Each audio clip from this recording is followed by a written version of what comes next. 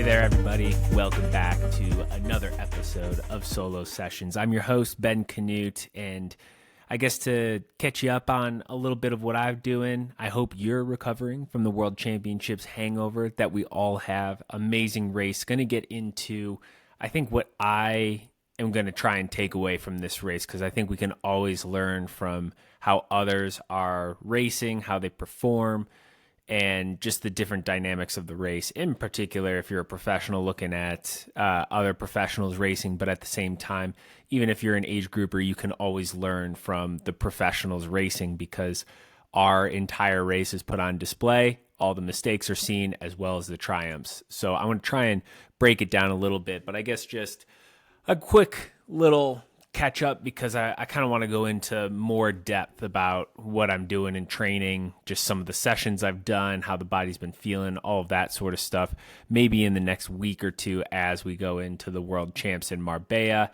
and how I'm balancing racing 70.3 Worlds with Ironman Arizona. But overall, things have been great, and I think one of the keys to that is just being in an area where other triathletes are and being able to meet up and have some good, maybe trash talk, motivation, banter, whatever you want to call it, like at the pool, in particular with swimming.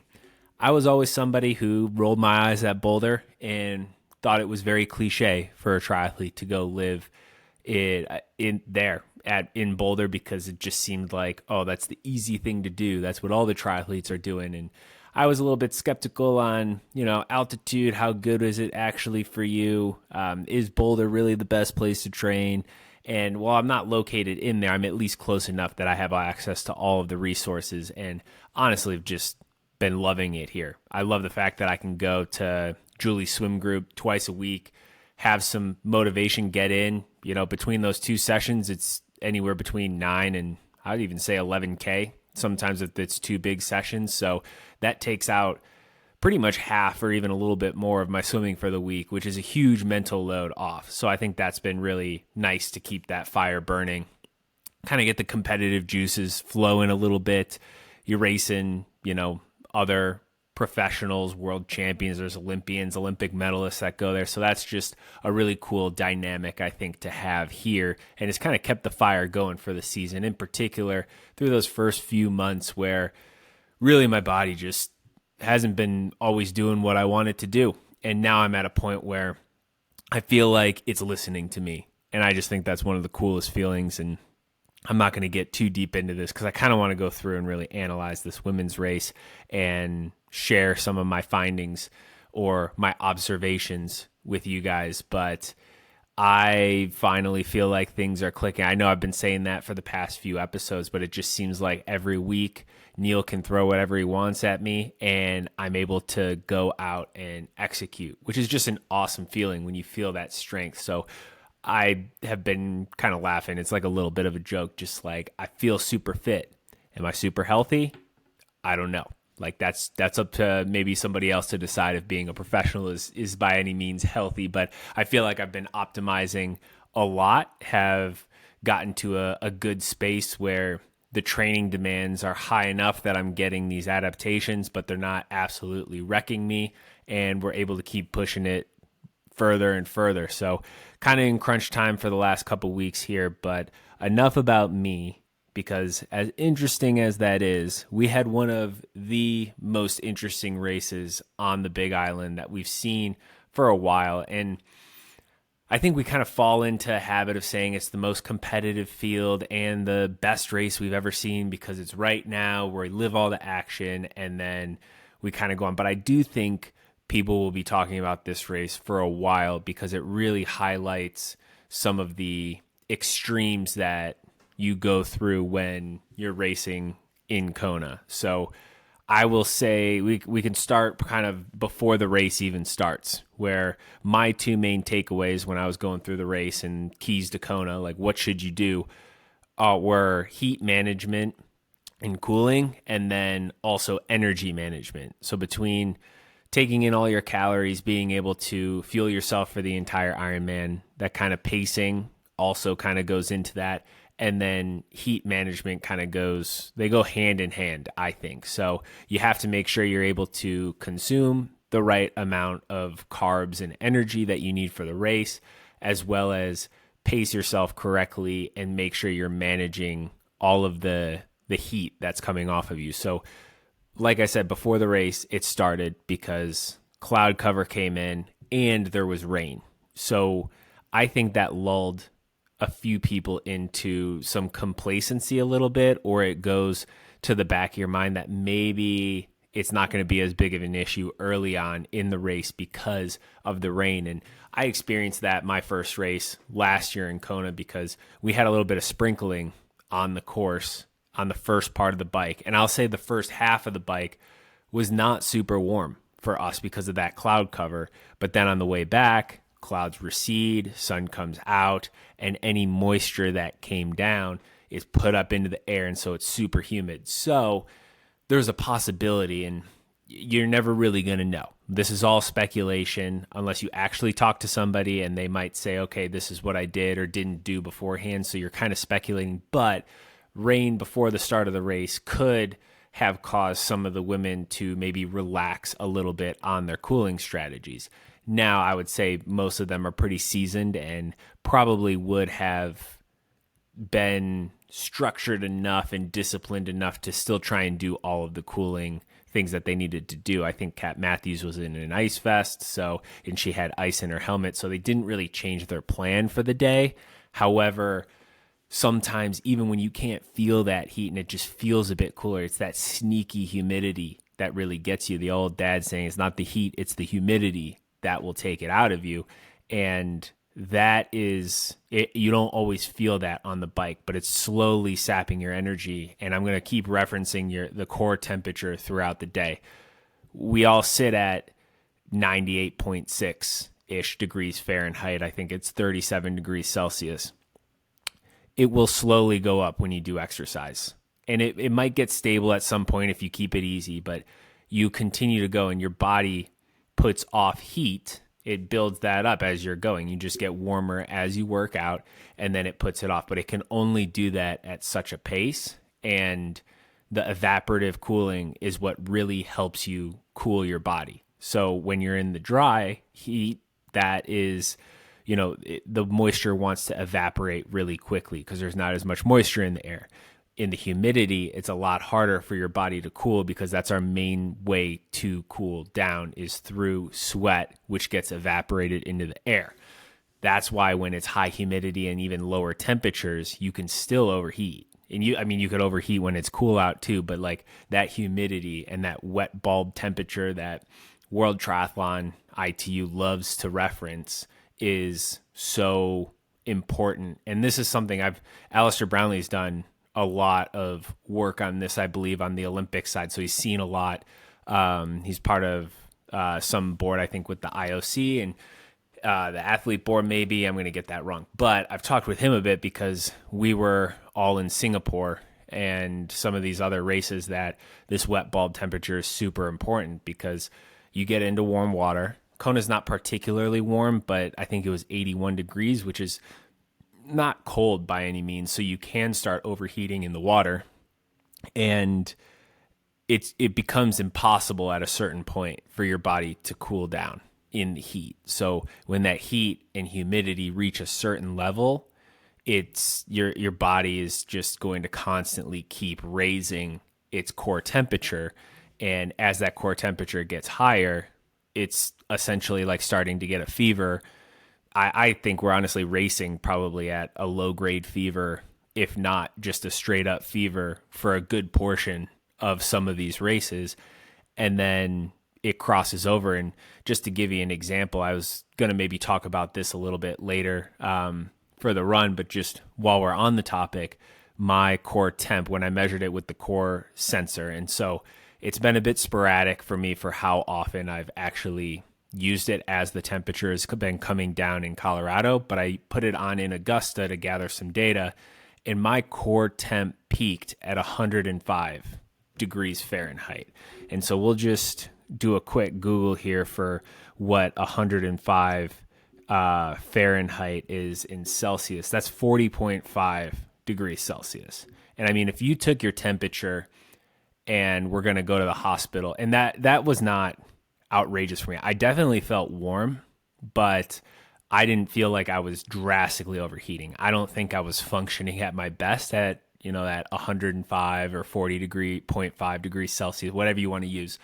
And I've talked with some other people. Everybody has that limit for where your body hits it and then the performance starts to level off. And once you go beyond that, it's a hard time cooling yourself down, as I kind of stated before, because as you're working hard, you're putting off heat and then it's continuing to go up. So for me, hitting that 105, that's one of the higher temperatures, I guess, I've kind of seen ish.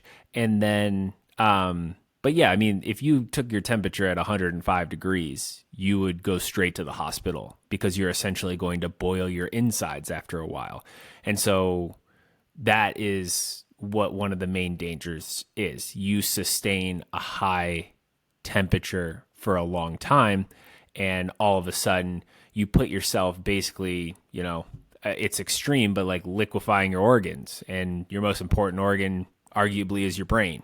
And that's one that is highly affected by heat. So I want to table that for a little bit because that's going to be a common theme for, heat management, how different people manage the heat, what our different thresholds are. I kind of want to revisit that, especially when we get to the marathon, because that's when we saw all of the fireworks and the lights go out. So to get back to the start, like I said, if it's a little bit cooler because of the rain, maybe a bit more humid, maybe there's not as much thought going in at that moment as you would have before. So it's just kind of a lesson there, knowing no matter what in Kona, even if it's a mild day, it still feels hot and humid by the time you hit the marathon. And it's warm regardless. You're going to sweat there. It's close to the equator, so it's going to be pretty much the same temperature all the time until you get an extreme day. So with the swim, I thought, nothing necessarily crazy or groundbreaking there. I thought that the water temperature, 81, I know that's relatively, it's within a few degrees always there. So I felt like when I looked at that, I thought when I raced there, it was maybe upper 70s. So I thought, oh, that's a little bit warmer, but I didn't think too much of it. And unsurprisingly, Lucy Charles Barclay goes off the front right away, gets a gap to race solo. I mean, theoretically, and seemingly like she wanted to do exactly what she did in 2023, wire-to-wire win. I think that can potentially be a really smart way to race if you're used to it as well, because you can monitor your own effort and just focus on your numbers. It's you against you off the front of the race. Nobody else is pushing the pace. You don't have to hang with them. Now, I guess it looked like Taylor Knibb, maybe she made a decision to not go with Lucy. She was kind of close, but then didn't go. I think that's all potentially what the decisions that you're making. She could have been making a cooling decision too, where you go hard in the first few 100 meters, kind of spike your heart rate, your breathing, your temperature at the beginning of an 8+ hour race. That's going to come back to haunt you. So it could have been a smart decision, kind of let some of the other people in that group take control and relax through this, trusting that your bike legs will get you back into the race. And I guess to touch on some of the other notables who were in there, Chelsea had a great swim. I guess unfortunately we saw, it was unfortunate to see that swim didn't necessarily pay off because of the stomach issues that she had, and not quite sure what happened there. But that's, again, one of those things like the heat. It goes back to that energy management. If you're throwing up early in an Ironman, there's just not much you can do, because it depends even how you went in those few days, but there's only so much glycogen you have. You need calories to function during an Ironman, especially when it's happening in the first couple hours of the race. So that was sad to see, because, I mean, great swimming with essentially Taylor Knibb and Haley Chura and a lot of these fast swimmers. So I think that shows, there's a level up there. But that was just one notable thing, I guess, kind of on the energy management side. It's a tough decision, but I think ultimately a smart one when you take into account how much damage you can do just totally emptying the tank for the next 5 hours if you're going out there and just completely draining yourself.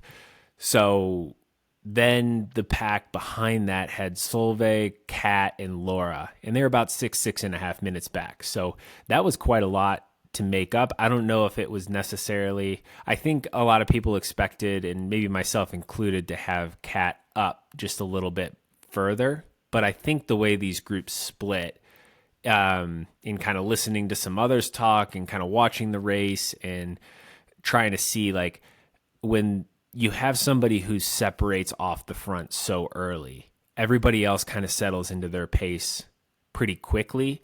And then probably later on in the swim, if the pace is too hot, you start to see a break or two.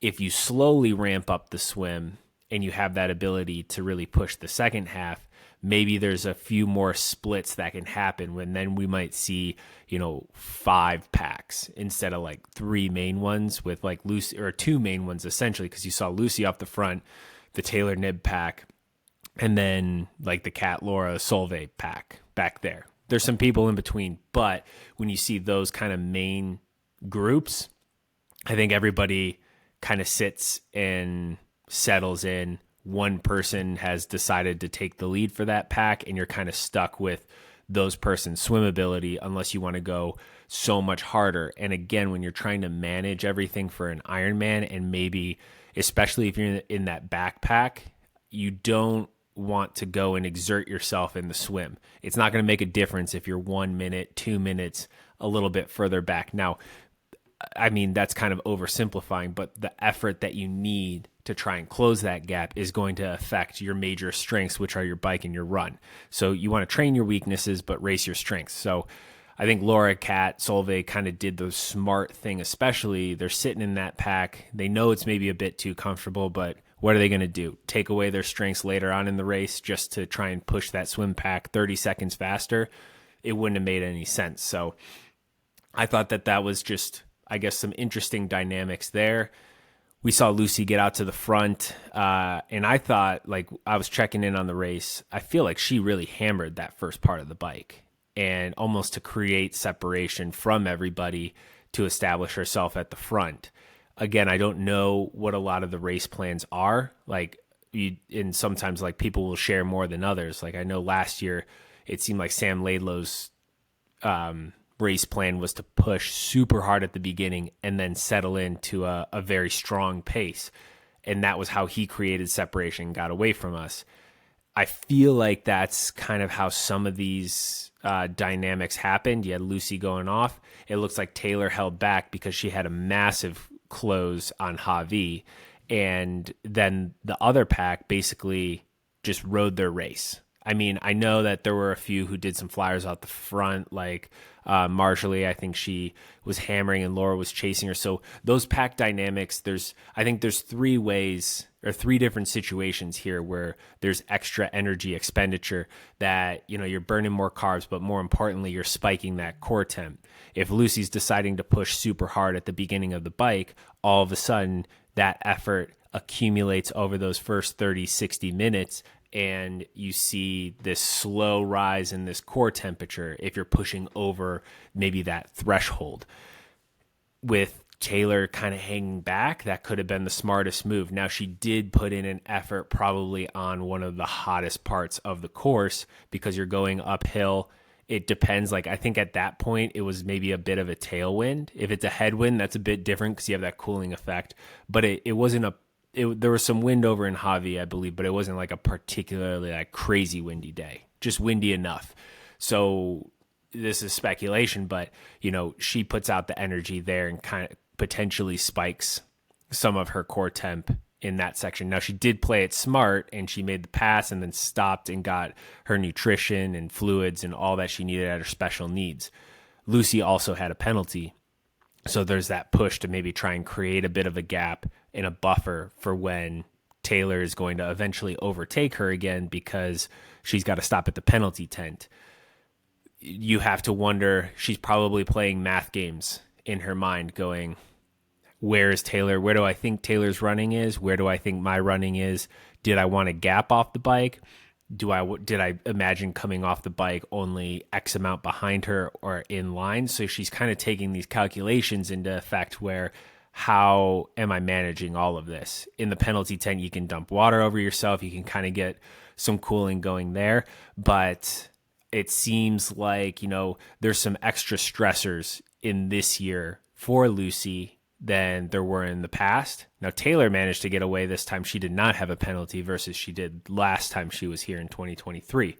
So she's also making these calculations. She knows Lucy. Taylor hadn't raced as much as Lucy had, and Lucy was in really good run shape going into this race. So Taylor is very calculated, as is Lucy. They're doing the math in their head. So Taylor's trying to put in a buffer here on the bike where technically your cooling should be a little bit easier because of the wind and the evaporative effect. However, the sun is coming out at this point, and so again, core temperatures are going up. I can speak from experience that last 30 miles in is very grueling, especially if you have the right type of wind hitting you, and it can just feel slow. There's a few grindy climbs out of there where you're just not moving as fast. It's not an easy 30 miles back into town. So some of this stuff starts to add up. Solveig is able to separate herself from the pack. She said she didn't even put in an effort. She was riding a bit above her prescribed watts, feeling good. And so she just kind of solos it. And she probably has, I think, the best paced ride because there's no real stopping. There's no real surging. She rode her race and it was just steady. Going a bit by feel, which I do think is important when you're racing on the Big Island because numbers can lie. And the wattages that you push in the heat could potentially be different than what you're pushing in the cold. And my theory on the heat and racing in it is you have to be so superbly fit to be able to do what you do on the Big Island. So most of what people can do on the Big Island, you move them somewhere else, that same fitness, it'll be absurdly fast. So like Taylor Nib and Solveig both rode 4:31. You move them somewhere else, I think there's even on the same type of terrain, I think they're at least a few minutes faster. And not just because of different like aerodynamics, heat, humidity, all of that stuff. I think just purely because of the heat and how that affects performance. And in my opinion, the fittest, smartest person is going to win Kona. So they have to be super fit. And I'll use last year's men's as an example as well. And I can use the women for this too. I'm just kind of getting ahead of myself. But Patrick ran like a 237-ish in Kona. Everybody else ran 240 plus. He was the only guy under, and a lot of them even ran close to 250. So I think he was probably in 230, maybe sub 230 shape. And he does do well in the heat, but I think 95% of heat training is being extremely fit and having that fitness so that you can push your 90% and stay under your heat threshold, but you're still moving faster, and you push other people up to that 95%, 97%, so they go above where their heat threshold is, and they slowly raise that core temperature to the point where, you get them to a point of no return, and then they start to heat up and they have to slow down or blow up. So there's that. And then you get that last 5%, I think, from heat training and specific heat prep as well. And then the cooling on the day and all that sort of stuff adds up as well. So that's kind of my theory for it, that you not only have to be one of the fittest people in the race, and we're all fit showing up on the start line. So you have to be super fit there. And then you also have to race smart, and you have to minimize the times you spike your power, pace, heat, so that by that second half of the marathon, you can close gaps down, you can finish off the job, because that's where the race is eventually decided. Everything else leads up to that point, and you see the effects of the entire race in the last half of the marathon. And it is so extremely hard to pace yourself correctly, to leave enough in the tank to where you can run strong in that second half of the marathon. I've only done the race there once, and I haven't even pretty much raced the marathon section. I raced about 3/4 or more, whatever, 7/8 of the bike, raced to basically 90, 95 miles of the bike, and then was kind of shut down after that. But I can tell you from watching, listening, observing, there's a lot of dynamics in a world championships and decision making. And that's what happened with Kat and Laura here in their pack. Now, I know they might not have had their best bike days. On their best days, they have hung with Solveig. They have, ridden off the front. They're super strong cyclists, but I have, I guess, two opinions, and they're only opinions because I obviously haven't talked to these women or their teams. One, if they're having a bad day, that's one thing you can only race with what your body is giving you on the day. Secondly, I think Kat and Laura are in a bit of a, staring contest. Like, Kat has not won the world championship at this point in time, but Laura has. So it's on her to defend her title. There's more pressure on her to do that. Kat can play the cat and mouse game a little bit of like, you do all the work on the bike. I'm betting on myself in the run. You beat me in the marathon in Hamburg. I'm not going to let that happen again. So if you want to, I'm not going to let you go, but you determine if you want to win or lose this race because, for me, I'm fine to sit right here. Like my kind of grudge matches with you. And so they kind of rode that and they came off the bike 14 minutes down from Taylor. Solveig was 6 and I believe Lucy was 2. The Kat and Laura, the dynamics of a pack are very interesting because in the men's race, everybody, it's easy to say you have to race your race in Kona. Well, what happens is the pack moves really fast. Now, Solveig is kind of an exception here where she's able to get off the front and ride her race, and none of the girls really chased her or could not chase her. It's kind of rare. Like some guys can do that, but then if you just ride your race and you let that pack go, even though the pack is surgy and maybe not the most efficient way to ride, it does move significantly faster than if you're on your own. So I think it comes down to really determining what kind of ride you need in Kona. I think Patrick actually explained this. He did a really smart move is he rode about, he says like 20 to 40 meters sometimes off the back of the pack to avoid all the surginess and the rubber band effect, but to ride much more steady, but to not necessarily lose that pack overall. And we were hammering. Like I think I set my 70.3 power record to the top of Javi and still had another 70.3 ride to go to make it an Ironman. So that's where some of those energy, if the women are riding as surgy as the men, you could be burning a few matches there too and spiking that temperature. So I think all of the women across the board, kind of, you have to race aggressive in a world champ. So you got Lucy, like I said, she kind of was surging maybe towards the beginning of the race. She has the surging for her penalties. Taylor is surging to catch Lucy up Javi. She's surging to catch back up after getting her nutrition. Solveig's just riding steady the whole time. And then Kat and Laura kind of playing this game of, I might take some turns to keep the gap close, but you're going to have to do all the work. So there's a lot of interesting dynamics there and places where they probably were putting out energy maybe where they didn't exactly want to. And that's going to happen in a race, but it's just monitoring that and keeping track of it and really making those decisions of, is this the right way to use my energy? And, can I take a half a degree bump in my core temp by doing this, even for down the line?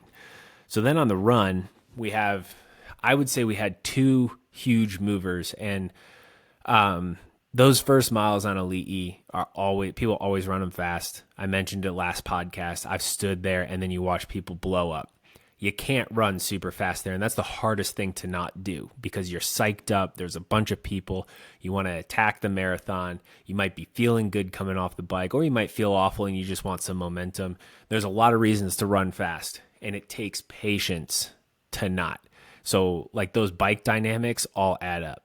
And like I said before, that last half of the marathon is where I guess the magic happens. And it's not because, that's just, that's where the race starts. The reason why the race starts at mile 18 of the marathon is all the decisions you make beforehand. And those decisions carry more impact in Kona because of the heat and humidity and the temperature. You can take more risk in races like Nice or in Roth in some years where it's not super hot, in all of these different Ironmans, because you don't have to worry about your core temp as much. Here you do. And that core temp affects the way that you uptake calories, everything. And you had Lucy making a huge move at the beginning to catch Taylor pretty quick by the top of Palani, which is within the first 6 to 10 miles. And then Kat and Laura having this grudge match going back and forth, trying to break each other early on in the run. And they tore out a transition. And so those are the four main players besides Solveig Lufseth. She goes out at her pace and she runs her race. And now in listening to her talk, like, of course, there were a lot of really hard moments. Some things were slower, some things were faster. And it was just kind of monitoring the effort. And I feel like she went a lot by feel. And I've listened to, I've, not to toot my own horn, I feel like I've had some good performances over the years. And I also have listened to a lot of world champions and people who have been, high performers. And the way she talked, the way that I heard Laidlow talk, Patrick, just some of these people who have talked about how good they raced on the day, it was just very calm. They were calm the whole day. Their emotions, you might ride some of them, but they were very lucid in the moment and they were racing their race. They weren't responding to other people.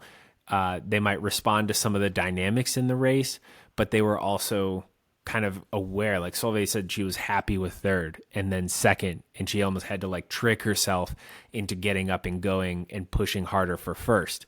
And I just go back to some of my races, like in Roth, my best, full distance race, where coming off the bike in fourth, running not side by side for maybe 100 meters with Patrick Lang, but him slowly opening the gap, and then watching Magnus and Sam Laidlow run off the front of the race 12 minutes ahead. It was just kind of a calm of like, I got to run my race. Fourth place, like, that's kind of almost the worst spot. You're so close to the podium. But I just felt that something would happen, that somebody would blow up. And I think just that was the race that Sam Laidlow like tore his calf muscle, and I was able to, run my way to third.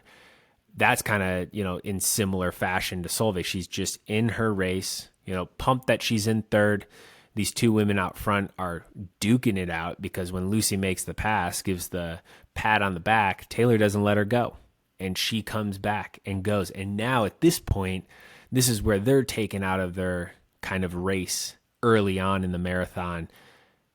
And they aren't potentially cooling as much. They're pushing a little harder, and we saw the effects of that. Lucy stumbles through an aid station, incredibly so, is able to collect herself and run to the next aid station, and eventually Reese pulls her, which honestly it's a smart decision. It's the hardest decision probably you can make, because it's so hard to know exactly when is that breaking point. But I think every athlete deals with the heat slightly different. Obviously, you have some who deal with it a lot better, and Lucy has been one who has dealt with it very well. But then you have some who, everybody shuts down in a different way.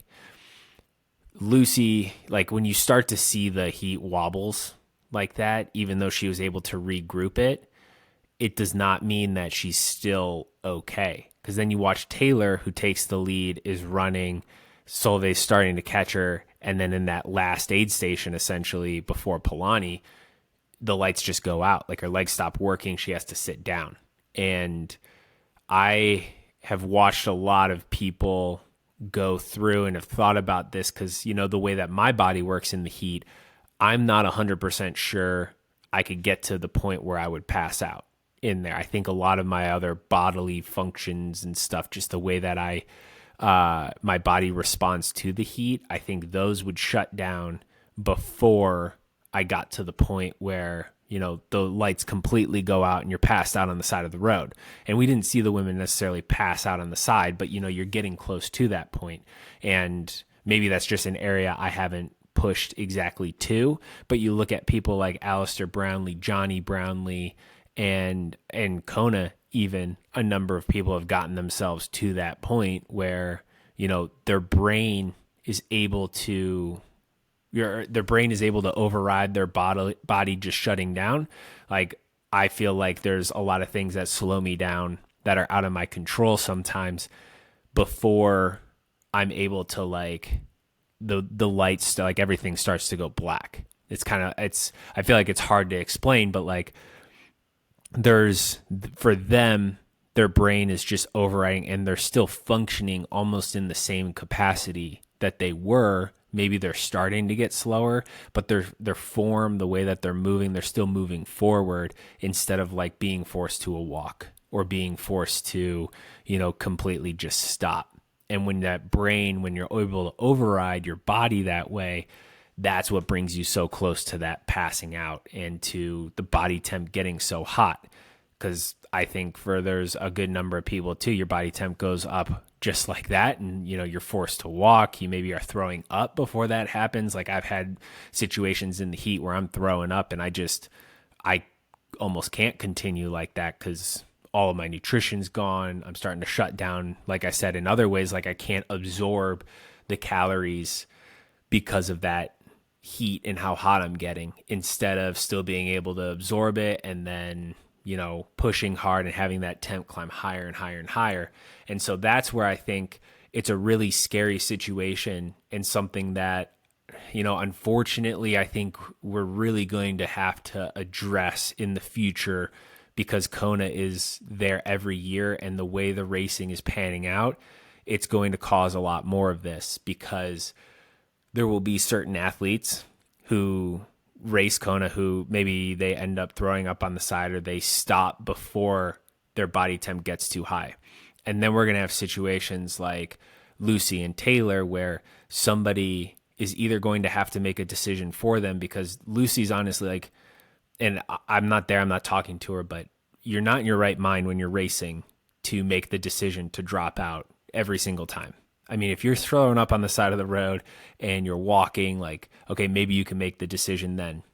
But if you're like going in and out almost of consciousness, like you don't have control of your body and you're still running between aid stations or run walking, like you have to understand each individual athlete. And that's where I think like the medical team or Ironman or somebody, we need a better protocol to monitor this, because thankfully, Reese is there, he can stop her. Then, Taylor's on the side of the road, she's at least able to still talk, say my legs, like aren't working. And I think even Pat and like Dan, her agent and coach were there to kind of monitor and at least make sure, because, once that stops, like it's pretty rare, but every so often in Kona you hear a story about somebody taking a decent sit on the side of the road and then getting up and finishing. Super rare, but it has happened in the past in the history, and it potentially could happen again. But you need some sort of protocol to call it when the athlete won't, if they're not in the right mind. I mean, you're just not the same, and you're essentially cooking yourself in the heat if you push too hard and too far, because even when you stop, your body temp is still going up. It's just not necessarily going to stop and drop and go right down, because your body's still working overtime to try and shed all that heat.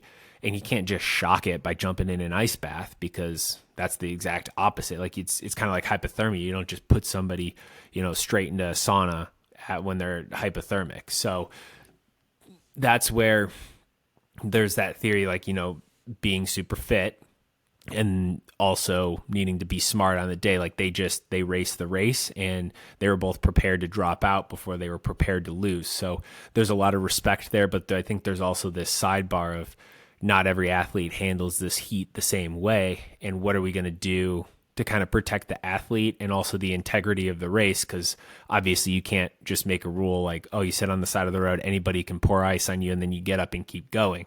So I just think that that's something that's interesting that's come out of this. Now, I think Solveig showed her steady approach to the entire race, and her calm mindset and just being in the moment really paid off. Like she wasn't thinking about the win at all, and the win not like fell into her lap. Like she earned that because she monitored her pace, her fueling, and her heat management to the point where she was able to get it across the line first and fastest. Another person who did that super well was Kat Matthews. And, you could talk about, well, where could she have found 35 seconds? Probably on the bike leg, because I don't know how you run that marathon any better. Even split, that's incredible for that race. She did exactly what she needed to do, because she saved it for that second half and was able to be in a position where she went from a few minutes down, maybe like a bit of a distance out to finishing 35 seconds behind. So she just missed it out by like 35 seconds. And I mean, it's an 8.5-ish hour day. They were a little under that, but like 8.5 hours, 35 seconds is snap of a fingers during that. So could it have been the cat and mouse game? Could it have been the swim? I mean, it's probably not the ice in the helmet when she was in there, because the dynamics of the race and how you go over a long period of time are more important than just a 30-second blip. Same way that Lucy's penalty, maybe it played into energy expenditure and heat kind of management. But I didn't see that in Kat's race where like she had this drop off or like she wasn't dealing with the heat. I think she was at such a high level of fitness that she was able to run so fast and, bike well enough just in all that. And I feel like I've heard she wasn't particularly happy with how she rode, but it paid off for that run, being able to just, almost eliminate 14 minutes off of that. So overall, like pretty just insane situations happening there. And it shows the consequences of the Big Island for when you race for the win and of what could happen, I guess, the risks of it, because there's a lot of times people have made those risks and they end up fine. So I think that it's going to be very interesting in the next few years as triathlon continues to elevate its game, the performances continue to rise, and the racing becomes a lot closer. What sort of strategies are we going to have to employ to be able to get across the line the fastest, or at least try and win the race? Because you run into a situation like Nice where you have 5 guys coming off the bike running together and you overrun those first 10 miles. There's a situation where you see 4 out of the 5 drop out because maybe there's one guy who's running within his limits, or they end up walking or significantly slowing down, because it's just, Kona is, you take risk and you can get a huge reward in winning, like arguably the biggest race in our sport, but you also run the risk of overheating and ending up in the medical tent. And we've seen all of these extremes in Kona. So I'm not really sure exactly what the answer is on all of this. I do think Ironman, they need some sort of protocol with medical officials. You need them posted out all over the place because there's no telling when it could happen, but in particular on the marathon. And even like the NFL has the concussion test now. They've got certain procedures for that. There needs to be a heat test to do it, because I'll say it again, every athlete handles the heat differently. Some will be able to get up to absurd temperatures that are absolutely dangerous. I mean, that 40.5 Celsius, you can still get higher. Your core temp can go higher than that. There's no real necessarily limit, but you will eventually hit a point where your brain just shuts down to protect your body, but that doesn't mean you're out of danger. In fact, you're in a lot of danger because you're not drinking and there's no active cooling. You need medical people there. So I think the biggest takeaway from this race is, you really have to manage yourself over this distance, but you can't expect the athlete to be the best person to do that every single time, because, if I'm in a position like Lucy and Taylor, hell, I want to go for the win too. You don't just want to settle for second. You want to go for it. Like that's the Ironman World Championships, like one of the biggest stages in our sport, and you're going to take a chance to go and win that thing, and you're going to trust that your body can handle it. And it's those situations where maybe you overestimate yourself, or just you have the day that's just a little bit off. It's maybe a little different than it was the last time you raced. I think I read in Lucy's post, it looked like she was going through and racing exactly to plan, but it's not the same day as 2023. And your body can be, a degree higher in temperature or lower, or you're training like every single time you step on the start line is slightly different. So for that, and for the safety of the athlete, because as crazy as it was, as drama filled as it was, we're only able to really talk about this because in a nice way, because everybody ended up safe. Now for the future, what are we going to do just to make sure? And I hope that at the very least, like, I feel like maybe on camera and stuff, it didn't look like people were rushing to Taylor super fast. Like Reese was right there, took her, okay, stopped, and, she's being taken care of right away. Lucy is. But with Taylor, it looked like nobody was helping because she's on the side. But we have that rule of being DQ'd. Like if Pat or Dan or any of her team step in and touch her at all, she's disqualified. A medical person comes in and administers medical support, disqualified.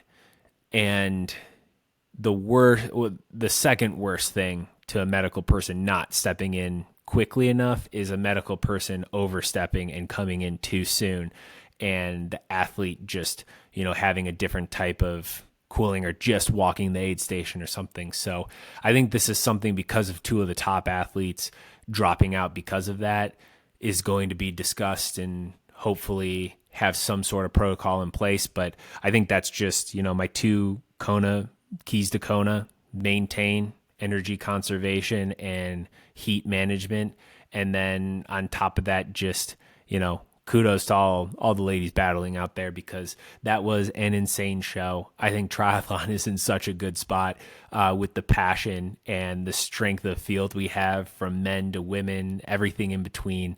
It's really been fun to watch. So, and that was a cool race to kind of get to watch and follow along. So, I hope you can learn a little something. If you find yourself on the Big Island, remember, stay cool, pace yourself, and enjoy all the rest of the racing. Enjoy the rest of your training for the weekend. And I'll be back here next week. So thanks again for listening. I really do appreciate it. Hope you learned a little something, and talk again soon.